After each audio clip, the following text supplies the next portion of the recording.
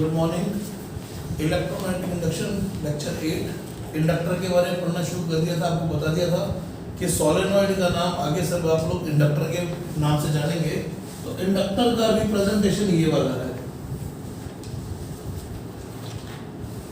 L से show करेंगे, L इसकी सेल्फ इंडक्टेंस हो जाएगी। सोलेनॉइड की सेल्फ इंडक्टेंस उन्होंने एक्सप्रेशन निकाल लिया था, mu n square into volume, volume का सोलेनॉइड स्मॉल एन स्क्वायर था उसके अंदर। सेल्फ इंडक्टेंस अगर करंट आई आ रहा है तो कोई अपोज दी आई कांस्टेंट है। अगर if di by dt is not equal to 0 तो इसके अक्रॉस ईएमएफ आएगा minus L di by dt से। याद होगा करंट की डायरेक्शन में minus L di by dt से शो करना है। करंट की डायरेक्शन में इसके अक्रॉस पोटेंशियल डिफरेंस को minus L di by dt से ही शो करना है। में di by dt with sign place होगा, ये भूल मत जाना। di by dt with sign place होगा अगर गिवन है, अगर गिवन नहीं है तो अननोन की तरह छोड़ दीजिए, अपने आप अपना साइन देगा। एक एग्जांपल से फिर से क्लियर करता हूं इस बात को। मान लीजिए आपके पास ये रजिस्टर है, एक कोई सेल आ गया बीच में, कोई इंडक्टर भी आ गया, कोई एक और सेल आ गया, कोई और रजिस्टर ले लीजिए। यहाँ पर एक और रजिस्टर शो कर लीजिए, यहाँ पर भी ले लीजिए। यहाँ से 2 एम्पीयर करंट आ रहा है, यहाँ से 1 एम्पीयर करंट आ रहा है। इसके अंदर इस सर्किट में जो di by dt है इस ब्रांच का वो 3 एम्पीयर पर सेकंड है और ये प्लस में है। और पूछा गया हमसे VA माइनस VB निकाल दो। ये AB, ये 10 वोल्ट की बैटरी और ये 5 वोल्ट की बैटरी, ऐसा गिवन है। इस R की वैल्यू 2 गिवन है, इस R की जरूरत नहीं है, इस R की जरूरत पड़ेगी तो 1 को मैं लेता हूं एक बार। अब demand is VA minus VB निकाल दो। ओपन सर्किट में केवीएल आपको सिखा रखा है, जितने सर्किट एलिमेंट आ जाए, कैपेसिटर भी आए तो घबराना नहीं। लो एक कैपेसिटर ले लो, उसका Q/C से पोटेंशियल डिफरेंस लिखना हम लोग जानते हैं, तो आपको लिखना आना चाहिए। ध्यान दीजिएगा, VA से स्टार्ट कर रहे हैं, देखिए ध्यान से। 2 वोल्ट से पोटेंशियल घटी, IR का ड्रॉप है, 2 वोल्ट से पोटेंशियल घटी, 10 वोल्ट से पोटेंशियल घटी। यहाँ पर L di by dt लेना है। सपोज करो सेल्फ इंडक्टेंस 2 हेनरी की गिवन है, तो क्या लिखना है? करंट की डायरेक्शन में minus L di by dt will be place with sign, तो ये +3। क्या तक हो गया? 5 वोल्ट का राइज है। यहाँ पर करंट 2 एम्पीयर और 1 एम्पीयर के 3 एम्पीयर हो चुके हैं, तो 6 वोल्ट का फिर से ड्रॉप है और आप VB तक पहुंच गए हैं। तो ये ओपन में केवीएल लगाया आपने, VA माइनस VB की वैल्यू निकालनी है, तो -2 -10 -12 और 6 -18 और -1 -19, तो +19 वोल्ट आंसर आ गया आपके पास। समझ में आ गया होगा सबको कैसे किया गया बच्चों, कैसे इस सर्किट के अक्रॉस लिखना है। कोई कहते हैं कैपेसिटर होता, इसकी कैपेसिटेंस 5 माइक्रोफैराड की होती, 10 माइक्रोकूलम का चार्ज होता, लेकिन ये नेगेटिव या पॉजिटिव रेट होती कैपेसिटर की, तो ये Q/C का राइज होता, ड्रॉप होता। ये राइज की लोअर से हायर गए तो प्लस का साइन आया था। कितना? Q/C का मतलब 10/5 2 वोल्ट का राइज आया था इसकी जगह पे, इस बैटरी की जगह पे। तो जिस तरह की चीज कर रखी हो वैसे का वैसे लिखना है। पोटेंशियल ड्रॉप पड़ा तो ड्रॉप, राइज हो तो राइज लिखना है। करंट इंडक्टर की डायरेक्शन में जिस तरफ करंट जा रहा है उसमें आपको minus L di by dt लिखना है। di by dt नोन है तो विद साइन लिखना है। समझ में आ गया होगा सबको? ध्यान से इस एग्जांपल को भी नोट कर लीजिए जी। यहाँ पर मैंने आपको बैटरी दी थी पहले 5 वोल्ट की,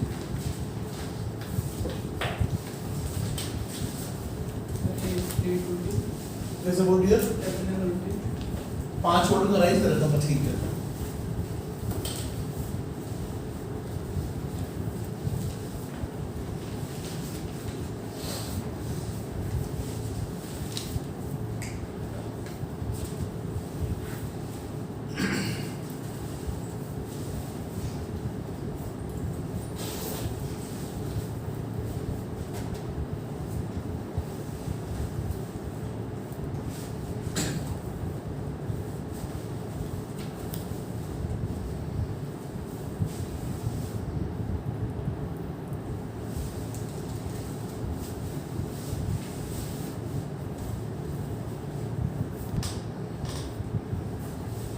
आगे देखिए,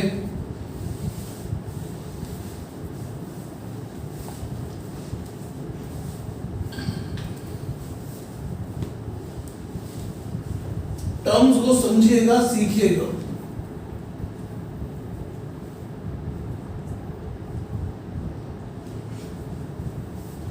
ये एक इंडक्टर है जिसमें आई करंट आ रहा है और I is increasing with time, it is not equal to 0, it is greater than 0, means positive I is establishing in this inductor. इस इंडक्टर में करंट एस्टैब्लिश हो रहा है। तो हेडिंग देखिए क्या लिख रहा हूं मैं, एनर्जी स्टोर्ड इन इंडक्टर। जैसे कैपेसिटर के अंदर इलेक्ट्रिक फील्ड की वजह से इलेक्ट्रिकल एनर्जी स्टोर होती है, वैसे ही इंडक्टर के अंदर मैग्नेटिक फील्ड की फॉर्म में मैग्नेटिक एनर्जी स्टोर होगी। तो कितनी एनर्जी स्टोर्ड है उसके बारे में बात कर रहे हैं। अगर अभी आई इंक्रीज हो रहा है तो आई के इंक्रीज होने का अपोज होगा। यहां ध्यान रखिएगा बहुत अच्छे से, ये पोलैरिटी आपको बनाने की जरूरत नहीं होती है, लेकिन एक बार आपको दिखाना पड़ेगा मुझे कि आई बढ़ रहा है तो इंडक्टर इस तरह का बनेगा और इस बनने वाले सेल में करंट अंदर जा रहा है, मतलब this cell is charging, this cell is charging मतलब गेटिंग एनर्जी। द एनर्जी और power is right now consumed by this inductor. तो rate at which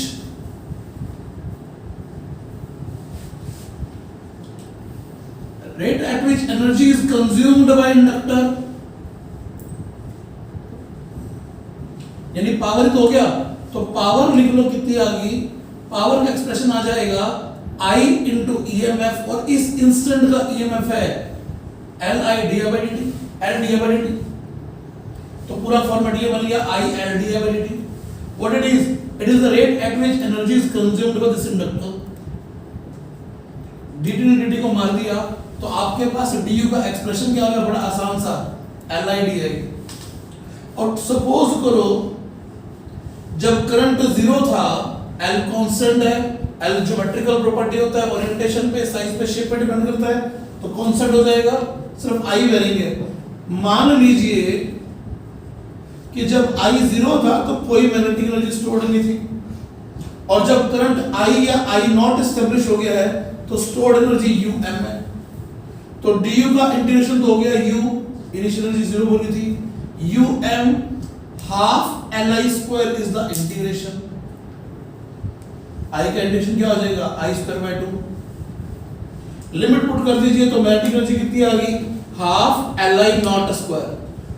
It is not important to write I not here, you can write it I, where I will be the instantaneous current। अगर उसमें I current establish हो चुका है तो half Li square की energy है, ये maximum energy आ गई। अगर फाइनली करंट I नॉट तक एस्टैब्लिश हुआ है तो आप इंस्टेंट एनर्जी भी लिख सकते हैं। इंस्टेंट एनर्जी कितनी होगी, अगर इंस्टेंट करंट I है तो हाफ Li स्क्वायर। थोड़ा मैच कीजिए, शक्ल Q स्क्वायर बाय 2c जैसी ही है, ऐसी शक्लें बनेंगी। हाफ Li स्क्वायर का डायमेंशन फॉर्मूला एनर्जी का होगा, वर्क का होगा, ये छोटी बातें याद रखिएगा। इंडक्टर का नया यूनिट आ सकता है जूल पर एम्पियर स्क्वायर, ये जूल है और ये एम्पियर स्क्वायर इंडक्टर। वैसे इंडक्टेंस का क्या बोला था, हेनरी। याद रखिएगा इलेक्ट्रोडायनामिक्स के यूनिट्स और डायमेंशन फॉर्मूला सारे के सारे इंपॉर्टेंट है। यूनिट्स के नाम बदल के दिए जा सकते हैं, SI यूनिट हेनरी है इंडक्टेंस का, बट जूल पर एम्पियर स्क्वायर लिख सकते हैं।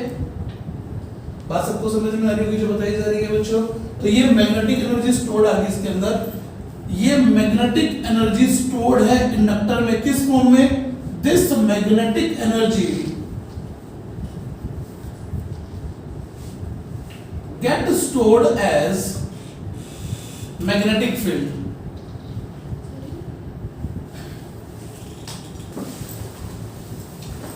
This magnetic energy gets stored as magnetic field। तो मैग्नेटिक एनर्जी का फॉर्मूला आ गया हाफ Li स्क्वायर। ध्यान से देख लीजिए, हाफ Li स्क्वायर। क्लियर हो गया होगा आप सबको। यहां से मैं मैग्नेटिक एनर्जी डेंसिटी निकालने का इच्छुक हूं, तो मैग्नेटिक एनर्जी डेंसिटी का मतलब हो जाएगा energy stored per unit volume. तो यहां पर क्या आ जाएगा, half L I not square into volume. Volume किसका? इंडक्टर का। Area into length. देखते जाइए, हाफ इंडक्टेंस का फॉर्मूला थोड़ी देर पहले भी मैंने बोला था, mu naught n square V. कभी मत भूलिए, सोलेनॉइड की इंडक्टेंस पर यूनिट वॉल्यूम से खाती थी, म्यू नॉट एन स्क्वायर होती है। यूनिट वॉल्यूम की म्यू नॉट एन स्क्वायर, तो वी वॉल्यूम की mu naught n square V divide by volume. Volume वैसे का वैसे आई नॉट स्क्वायर। वॉल्यूम से वॉल्यूम कट गया, एक म्यू नॉट से मल्टीप्लाई कर लो, एक म्यू नॉट से डिवाइड कर लो।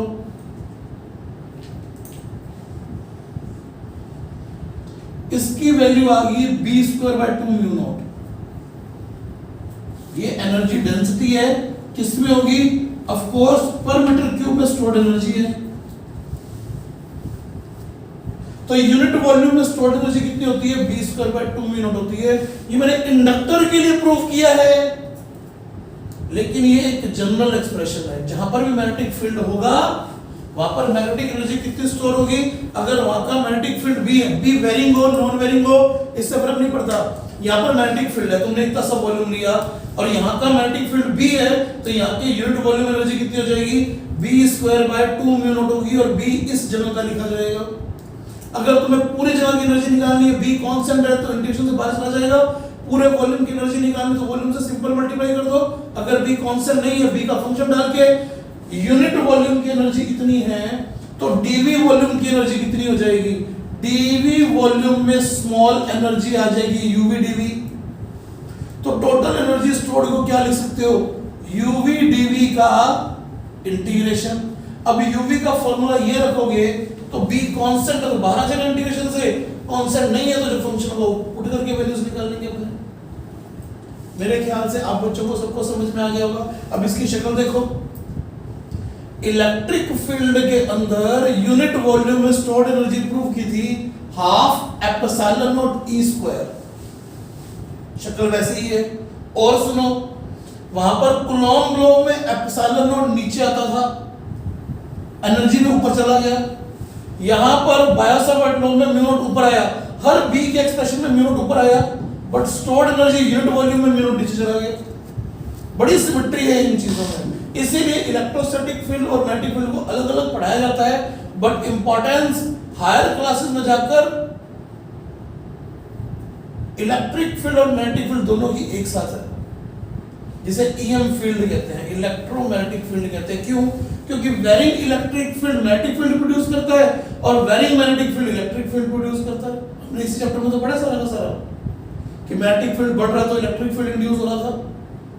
इसी से इलेक्ट्रोमैग्नेटिक वेव्स का जनरेशन भी होता है। जो आगे की डिस्कशन है, हमारे स्कोप में डिस्कशन बहुत ही स्मॉल लेवल की है, लेकिन हायर स्टडीज में सारी इंपॉर्टेंस जो है वो इलेक्ट्रोमैग्नेटिक ब्रांच की है, ईएम ब्रांच की है, जिसे इलेक्ट्रोडायनामिक्स की ब्रांच कहता है। ठीक है जी, यहां तक की बात नोट कर लीजिए सारी की सारी।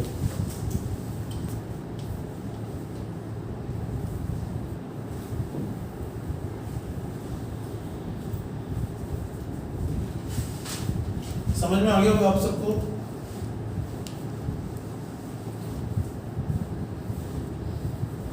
MEC के HCV की सारी प्रॉब्लम सब्जेक्टिव सोल्व करनी है, वो बार बार बोल चुका हूं पहले भी मैं आप लोगों को। साथ में NCERT प्रॉब्लम्स भी कर लेना। NCERT प्रॉब्लम्स अच्छी तरह की हैं, आसान आसान सी हैं, कर लीजिए। जितने ज्यादा सब्जेक्टिव क्वेश्चन करेंगे उतनी क्लैरिटी आएगी। एक लाइन याद रख लीजिए, पूरी इस ब्रांच में, इलेक्ट्रोडायनामिक्स की ब्रांच में जितने ज्यादा सब्जेक्टिव क्वेश्चन सॉल्व करेंगे उतनी क्लैरिटी आएगी। बहुत आसान चीजें हैं, लेकिन समय देना पड़ेगा। हो सके तो HCV को 2-2 बार सॉल्व किया करो, फ्लुएंसी बन जाएगी क्वेश्चन सॉल्व करने की। आगे से बता रहे हैं जी, it was energy stored in inductor.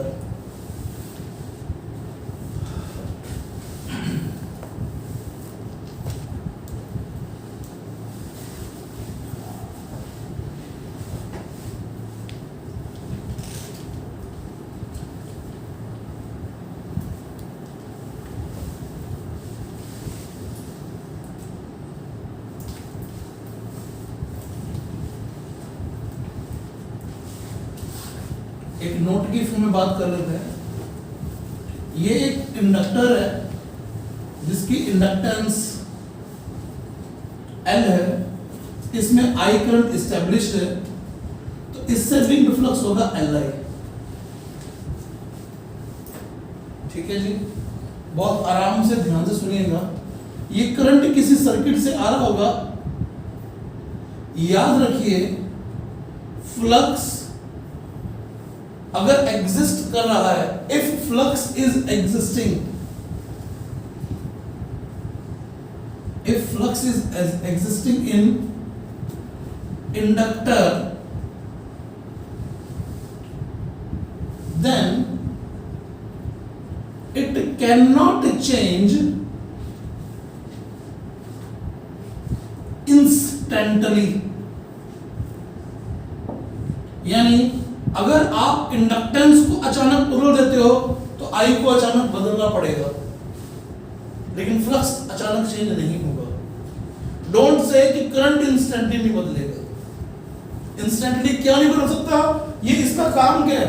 Flux में चेंज का अपोज करना, और फ्लक्स का चेंज इंस्टेंटली नहीं हो सकता। इफ फ्लक्स इज एग्जिस्टिंग है, ये बोल दो फ्लक्स कैन एग्जिस्ट। मैं पीछे से सर्किट जिस तरह से बना हुआ है उस सर्किट को ही ओपन कर दूं, फिर बात अलग है, फिर तो आई जीरो कर ही दिया चल हम लोगों ने। अभी कुछ प्रॉब्लम जब सॉल्व करेंगे तो पूरा आइडिया आपको मिलेगा इसका कैसे होती है सारी चीजें। लेकिन if flux is existing in an inductor then it means flux, या फ्लक्स वर्ड ही लिख लीजिएगा, flux can not change instantly, that is L1 I1 equals to current word. अभी सर्किट एनालिसिस जब शुरू करेंगे तो इन बातों की जरूरत पड़ने वाली हम लोगों को। इस चीज को लिख लीजिए बच्चों, इस नोट को लिख लीजिए।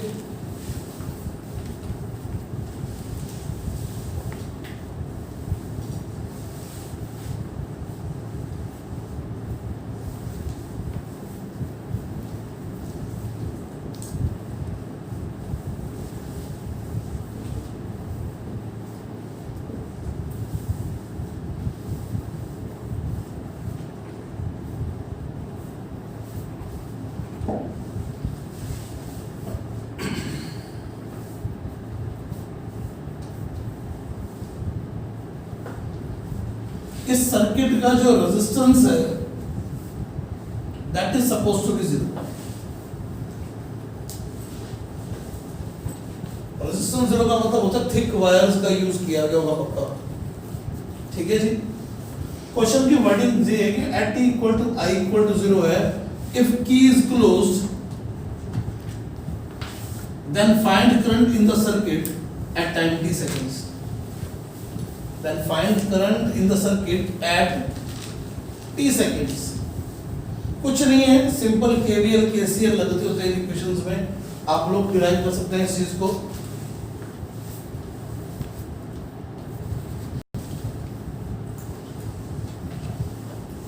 तो देखते हैं क्या हुआ। मान लीजिए t टाइम बीत चुका है, t टाइम बीत चुका और करंट इसके अंदर आ चुका है।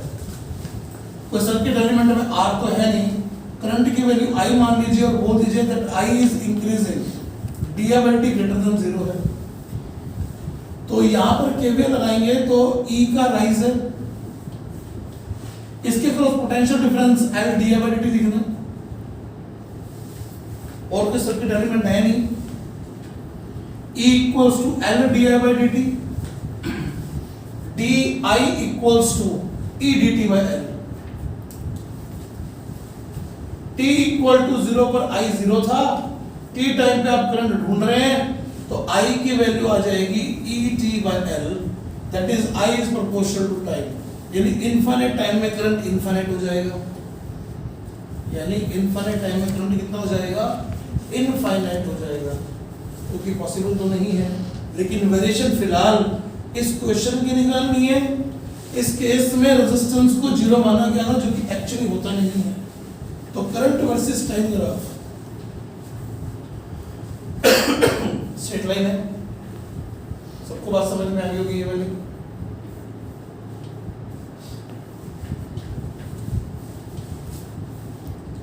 ध्यान से नोट कर लीजिए क्वेश्चन। लेकिन एक्चुअली R0 होता नहीं है। अब अगर R0 नहीं होता तो हमें जो सर्किट बनना है उस सर्किट का नाम है growth of current in LR circuit. कि एलआर सर्किट में करंट की ग्रोथ होती किस तरीके से है, किस तरीके से करंट बढ़ता है। तो जैसे हम लोगों ने आरसी सर्किट पढ़ा था, सेम वैसे ही एलआर सर्किट पढ़ रहे हैं, वैसे ही हम लोग एलआर सर्किट पढ़ रहे हैं।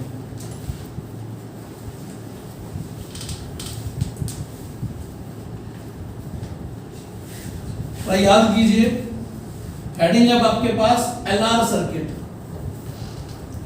ऐसे आपने एक आरसी सर्किट पढ़ा था, अगर याद आए तो आरसी सर्किट की 3 स्टेट्स थी, इनिशियल स्टेट,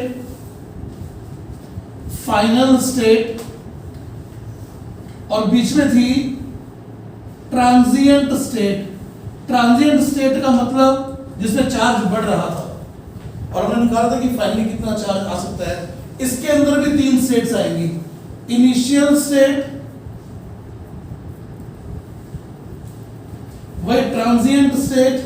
ट्रांजिएंट स्टेट का मतलब होगा when current is growing, and finally establish state.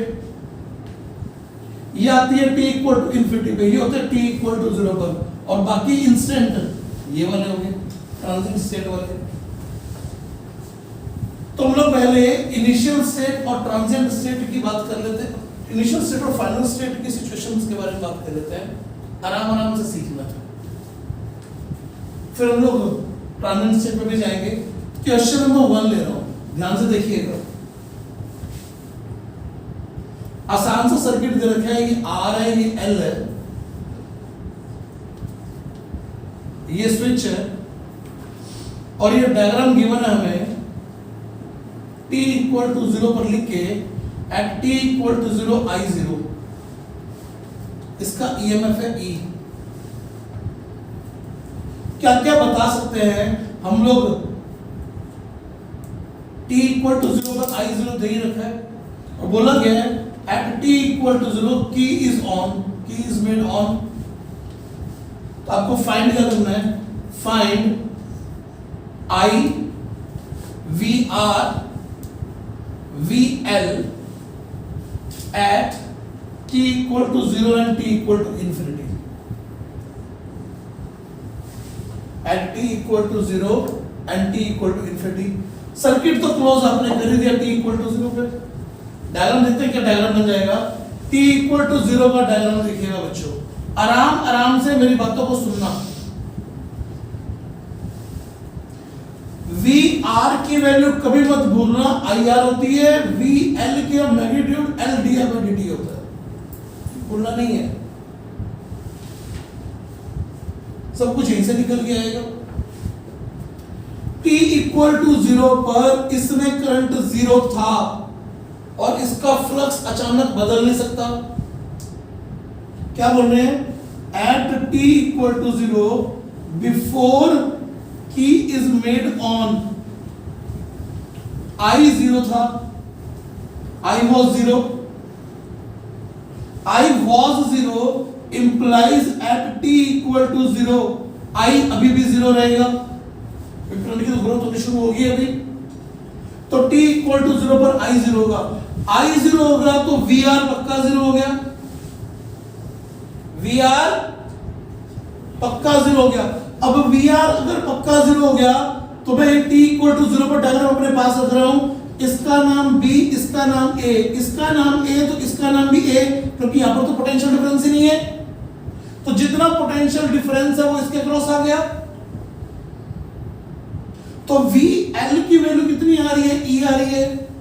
VL की वैल्यू L dI/dt होती है, में VL की वैल्यू E है, I की वैल्यू 0 है, लेकिन करंट की ग्रोथ तो शुरू होगी। I 0 है बट dI/dt नॉन 0 है। इस इंस्टेंट पर dI/dt आ गया, current will start grow now, current will start to grow now. क्या समझ में आ रहा है आप सबको? क्या कैसे करंट की ग्रोथ के बारे में बात की गई है? इस स्क्रीन को पॉज कर लीजिए और इस बात को आराम से 2-3 बार सुन लीजिए।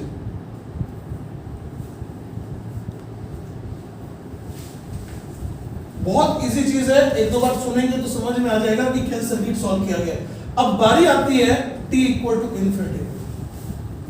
t इक्वल टू 0 पर इस ब्रांच में करंट था ही 0, दे रखा है 0, नॉन जीरो कुछ वैल्यू दी होती कुछ वैल्यू लिखते, अभी वैल्यू गिवन नहीं है, मैं बोल दूं t इक्वल टू 0 पर i की वैल्यू e/2 r थी, तो i की वैल्यू e/2 r थी, तो यहाँ का ड्रॉप e/2 होगा, तो यहाँ का ड्रॉप भी e/2 होगा। बात समझ में आ रही होगी तुम सबको।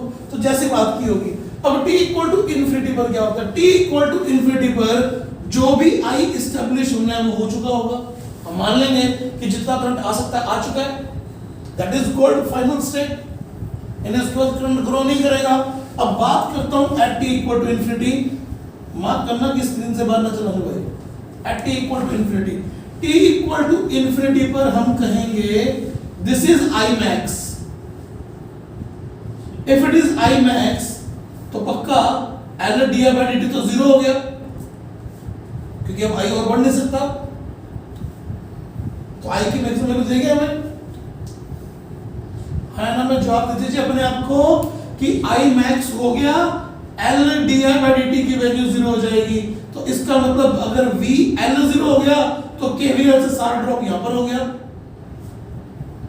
तो V R की वैल्यू E के बराबर आ गई, तो I max into R equals to E implies I max की वैल्यू E/R आ गई है, d/dt बचा ही नहीं है। तो जो भी क्वांटिटी आपके सामने है इसके अंदर और क्या बता सकते हो, maximum stored magnetic energy that is half Li max square, work done by battery, battery ने कितना काम किया, इस ड्यूरेशन में कितनी हीट यहां प्रोड्यूस हुई, बैटरी का टोटल वर्क कितना रहा, वो सब कैलकुलेशन की जा सकती है, ये मैथमेटिक्स है, वो डेफिनेशन बेस्ड काम है कि बैटरी ने कितनी एनर्जी दी, कितनी देर काम किया, तो ठीक है ना।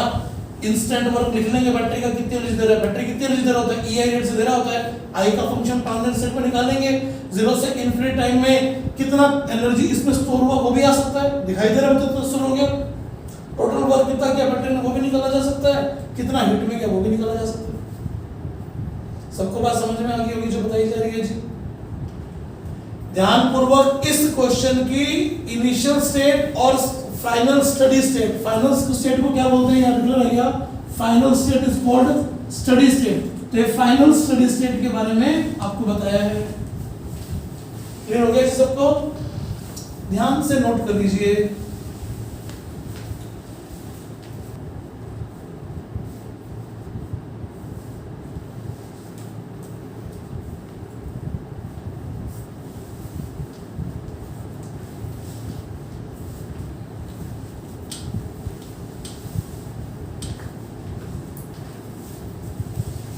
एक क्वेश्चन और समझाता हूं इसका आपको मैं, आप एक तो खुद क्वेश्चन ट्राई करके देखिए।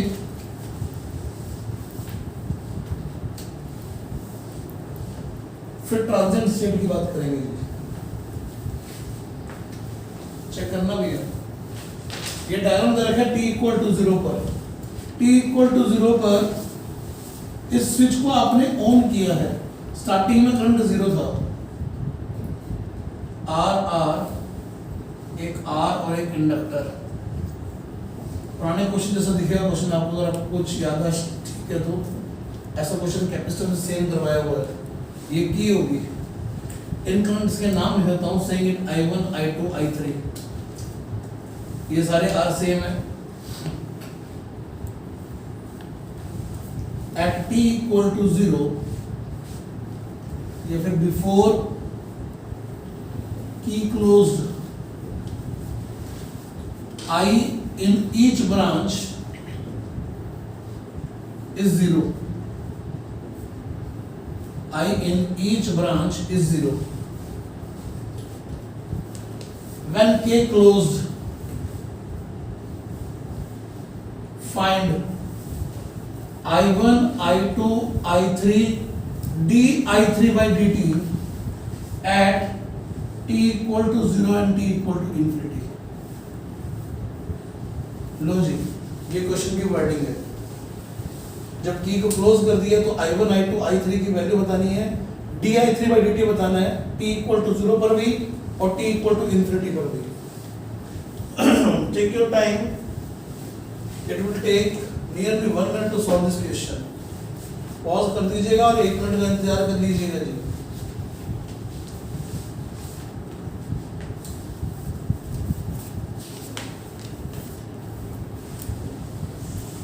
शुरू करते हैं जी।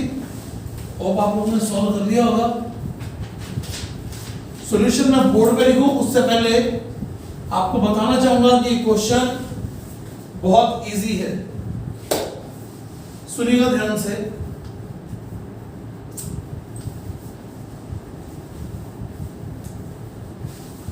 सबसे पहले I1, I2, I3 में से डिसाइड होगा I3। जब सर्किट में इंडक्टर आ जाए तो सबसे पहले इंडक्टर के बारे में बात कीजिए। इंडक्टर के बारे में बात की तो इसमें t इक्वल टू 0 पे करंट 0 था, तो जैसे स्विच ऑन किया करंट अभी भी 0 रहेगा।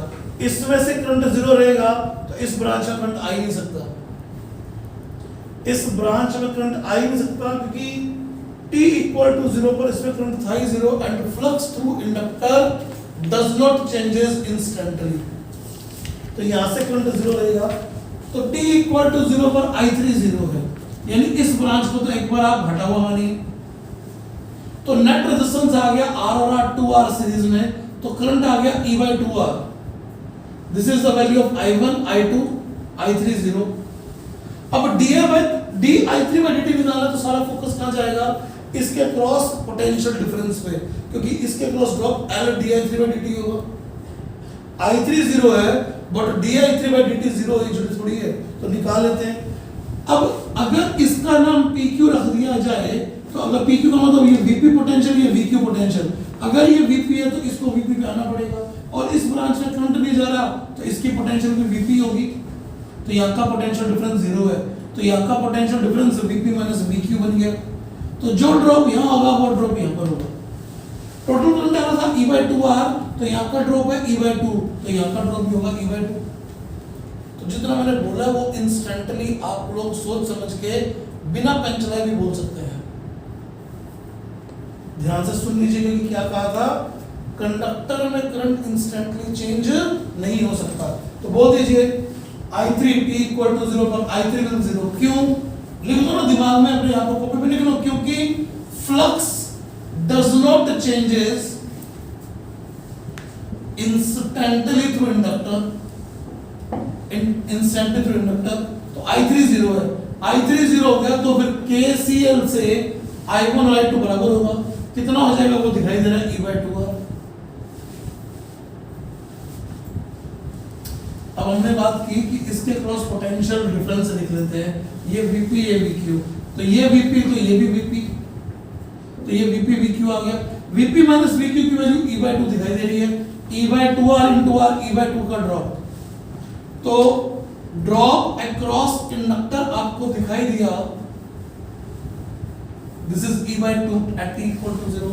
तो L di3 by dt is E by 2, तो फिर di3 by dt कितना आ जाएगा, आपके सामने है E by 2L। समझ में आ गया होगा आप सबको। और t इक्वल टू इन्फिनिटी पे क्या करोगे भाई सब बता दो,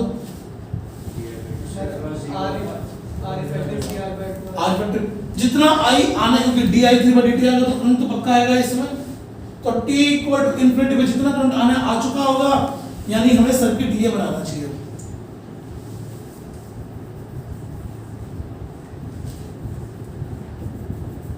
ये t इक्वल टू इन्फिनिटी का सर्किट है, यहाँ पर करंट जा रहा है, इंडक्टर है चाहे नहीं है फर्क ही नहीं पड़ रहा, क्योंकि L di by dt तो यहाँ का ड्रॉप तो 0 हो गया। समझना जो लास्ट लाइन बोलूंगा इनके बाद की, t इक्वल टू इन्फिनिटी पर inductor can be taken as short wire, क्योंकि di by dt तो 0 हो चुका होगा, तो यहाँ पर ड्रॉप आना ही नहीं है, तो it can be taken as short wire. सबको बात समझ में आ गई होगी। तो सर्किट क्या बन गया, R का पैरेलल R by 2, R के साथ series 3R by 2, total current आया 2E by 3R, E by 3R यहाँ गया और E by 3R यहाँ गया। बराबर बराबर क्यों गया जी, क्योंकि दोनों R बराबर है। समझ में आ गया होगा तुम सबको। तो अब ध्यान से सुन लीजिए, अगर इसमें I 0 है t इक्वल टू 0 पर, तो इंडक्टर है, द ब्रांच है inductor can be suppose to be open. कब, जब उसमें t इक्वल टू 0 पर I 0 था, I जा नहीं रहा, तो t इक्वल टू 0 पर उसमें I जाएगा मेरी स्विच ऑन करने के बाद, तो इसको ओपन वायर की तरह ले सकते हैं। क्लियर हो गया आपको? और t इक्वल टू इन्फिनिटी पर कैसे रख सकते हैं? शॉर्ट वायर की तरह रख सकते हैं। दोबारा से ये रिकॉल कीजिए एक बार इसी सर्किट को। हम लोगों ने क्वेश्चन आरसी सर्किट में लिया था, अगर याद आए तो समझना, थोड़ा सा रिकॉल करना इस बात को। t इक्वल टू 0 पर इसका चार्ज 0 था, स्विच को अभी अभी आपने ऑन किया है, चार्ज 0 तो यहां का पोटेंशियल डिफरेंस 0। इसको कैसे बोलते थे? चार्ज 0 t इक्वल टू 0 पर, तो यहां का पोटेंशियल डिफरेंस 0, यहां का पोटेंशियल डिफरेंस 0, तो इसको शॉर्ट वायर ले सकते थे क्योंकि पोटेंशियल डिफरेंस ही नहीं है। तो ये आर और पैरेलल गए थे t इक्वल टू 0 पर। t इक्वल टू इन्फिनिटी पर बोलते थे जितना चार्ज आने आ गया, अब और चार्ज आ नहीं सकता, यानी इस ब्रांच का I0 तो इसको कैसे माना था? ओपन वायर की तरह माना था, फिर सारा करंट यहां से गया था। तो किस प्रकार ये दो सर्किट एक दूसरे से अलग है, समझ में आ गया होगा। t इक्वल टू 0 पर उस ब्रांच को हमने ओपन माना है, t इक्वल टू इन्फिनिटी पे शॉर्ट माना है। इसमें उल्टा था, इसमें t इक्वल टू 0 पर शॉर्ट माना था, इन्फिनिटी पे ओपन माना था मतलब प्रूफ किया था। क्लियर हो गया आपको, आप सबको कि इन सर्किट में क्या सिमिलरिटी है और किस तरीके से डिसिमिलरिटी आ रही है, कैसे इनको डिस्कस करना होता है। ध्यान से नोट कर लीजिए जी। तो समझ में आ गया होगा आप लोगों को कैसे सर्किट एनालिसिस देखा जा रहा है इसका। अब ले लें ट्रांजिएंट स्टेट की बात करेंगे कि टी टाइम पे इस पूरे डिस्कशन को कैसे लिखना है। तो हेडिंग आपके सामने next, growth of current in LR circuit. Growth of current in LR circuit.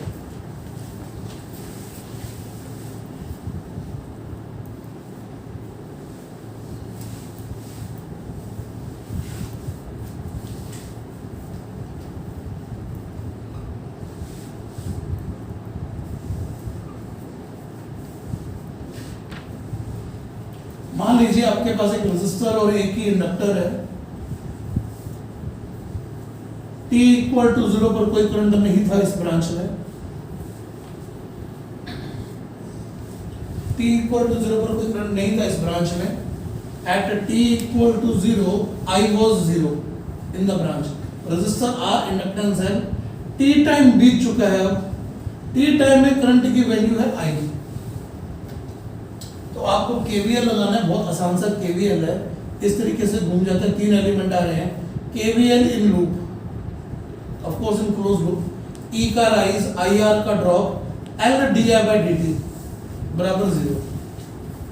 I बढ़ रहा है तो di/dt पॉजिटिव लिखा है, तो नेगेटिव साइन आना ही था, करंट की डायरेक्शन में minus L di/dt, di/dt positive है। सर्किट सॉल्व हो गया हमारा सारा का सारा।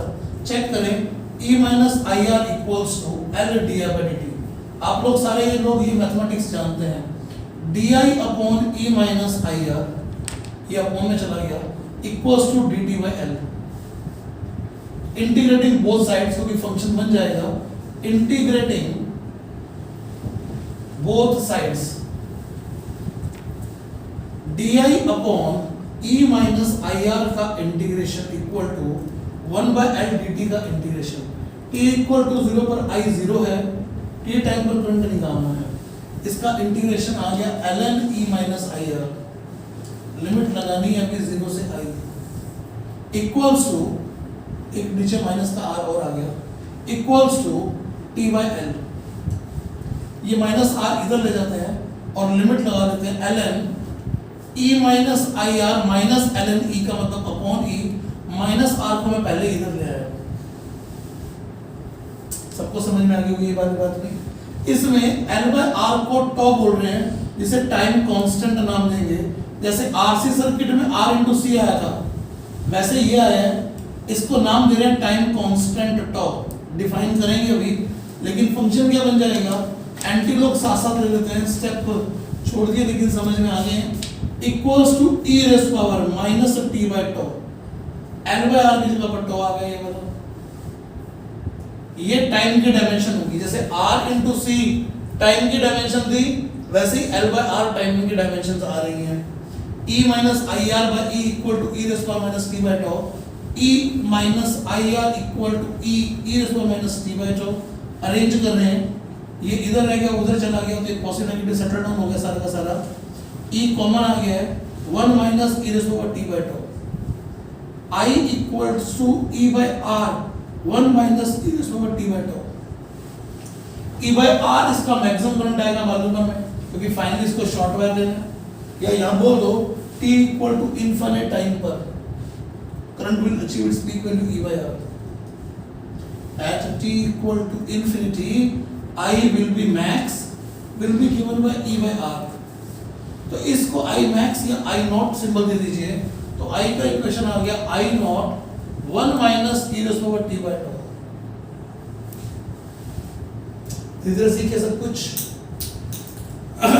I is increasing exponentially with time, लेकिन इंक्रीजिंग रेट घट रहा है।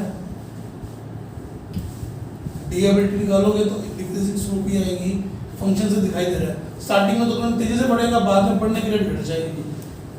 अब देखो ना t इक्वल टू 1 टॉप है, 2 टॉप है, 3 टॉप है, 4 टॉप, 5 टॉप, 6 टॉप, जैसे जैसे टाइम बढ़ाओगे ये टर्म बढ़ तो रही है लेकिन बढ़ने की रेट लगातार घट रही है। लगभग 4-5 टाइम कांस्टेंट के बराबर टाइम पर ये लगभग पीक वैल्यू अचीव कर चुकी होती है। 100% तो इनफिनिट टाइम के बाद आएगा। तो this is the growth of current. अब ये आई आ गया आपके पास, और क्या क्या पूछा जा सकता है देखा ध्यान से। ये आई फंक्शन आया टाइम का, तो वी आर भी तो फंक्शन आएगा टाइम का। कितना आ जाएगा? आई का फंक्शन टाइम टी का इंटू आर, ये रख दो इंटू आर। यहां से D I by D T निकाला जा सकता है। वी एल क्या होता है? वी एल भी टाइम का फंक्शन है, that is L D I by D T. D I by T यहां से डालो, डी आई बाई टी यहां से डालो, लेकिन आई का फंक्शन फिर डालना पड़ेगा, बात एक ही है क्योंकि टाइम फंक्शन चाहिए। तो ये बहुत सारी चीजें, बहुत सारे ग्राफ है जो प्लॉट किए जा सकते हैं। आप सबको समझ में तो आ ही गए। तो बाकी सारी मैथमेटिक्स है। मेन फंक्शन था ये आई का फंक्शन निकालना। कोई बोल दे टी टाइम की एनर्जी, मैग्नेटिक एनर्जी लिख दो। टी टाइम की मैग्नेटिक एनर्जी कितनी हो जाएगी? Half L I square. I T time का आ जाएगा उसमें। सबको बात समझ में आ गई होगी कैसे कैसे चीजें, जैसी डिमांड वैसी बात की जा सकती है। आज के लेक्चर में इतना लिख लीजिए, कल इसी सर्किट को आगे बढ़ाएंगे और इनके यूटिलाइजेशंस की बात करेंगे बच्चों। ठीक है, आज के लिए इतना ही।